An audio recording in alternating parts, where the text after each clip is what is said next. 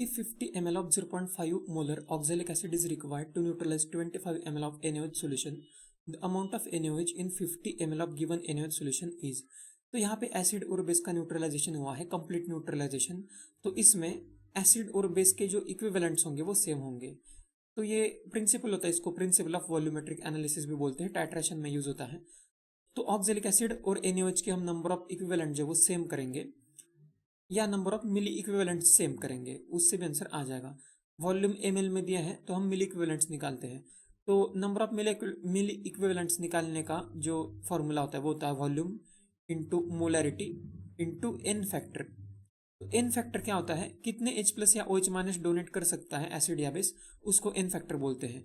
NaOH एक OH minus donate करेगा तो इसका एन फैक्टर होगा 1। ऑक्जेलिक एसिड जो वो 2 H प्लस डोनेट करता है H2CO4, तो इसका एन फैक्टर होता है 2। ये याद होना चाहिए। तो हम अब लिखेंगे नंबर ऑफ मिली इक्विवेलेंट्स मतलब V into M into n दोनों के लिए, और वो इक्वल करेंगे।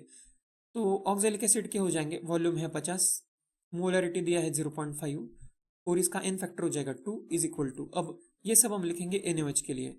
NaOH का वॉल्यूम जो रिएक्ट हुआ था वो है 25, उसका मोलरिटी हमें नहीं दिया है तो ये हमें फाइंड करना है, m लिख देंगे यहाँ पे, एन फैक्टर इसका हम लिखेंगे 1। तो यहाँ से फिर मोलरिटी का आंसर आ जाएगा कैलकुलेट होके। तो यहाँ से मोलरिटी का आंसर आ जाएगा 2। तो NaOH का मोलरिटी तो हमारे पास आ गया है 2 है। तो हमें इसमें पूछा है कि सॉल्यूशन अगर हम 50 ml लेंगे तो उसमें कितना ग्राम NaOH होगा। तब मोलरिटी की फॉर्मूला से अब आ जाएगा आंसर।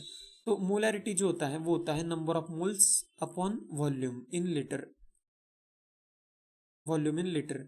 इसमें अब बस हम पुट करेंगे तो मोलरिटी हमें पता चला है NaOH का 2 है, तो नंबर ऑफ मोल्स कितने होंगे वो हमें यहाँ से कैलकुलेट कर लेंगे। और वॉल्यूम कितने में पूछा है 50 ml में, तो लीटर में हमें लिखना है 0.05 लिखेंगे। तो यहाँ से मोल्स आ जाएंगे 2 इंटू 0.05 0.1। तो 0.1 मोल है ये तो हमें पता चल ही गया है, तो कितना ग्राम है वो भी हम आसानी से निकल जाएगा। तो NaOH का मॉलिक्यूलर मास होता है 23 प्लस 16 प्लस 1, ये हो जाएगा 40। NaOH का मॉलिक्यूलर मास 40 होता है, इसका मीनिंग क्या है कि एक मोल जो है उसका मास होगा 40 ग्राम्स। तो एक मोल का ग्राम अगर 40 ग्राम है तो 0.01 मोल कितने ग्राम होंगे, ये सिंपल अभी समझ में आ जाएगा, 4 ग्राम होगा यूनिटरी मेथड से। तो 4 ग्राम इस क्वेश्चन का आंसर होगा। तो इस तरह से क्वेश्चन सॉल्व हो जाएगा।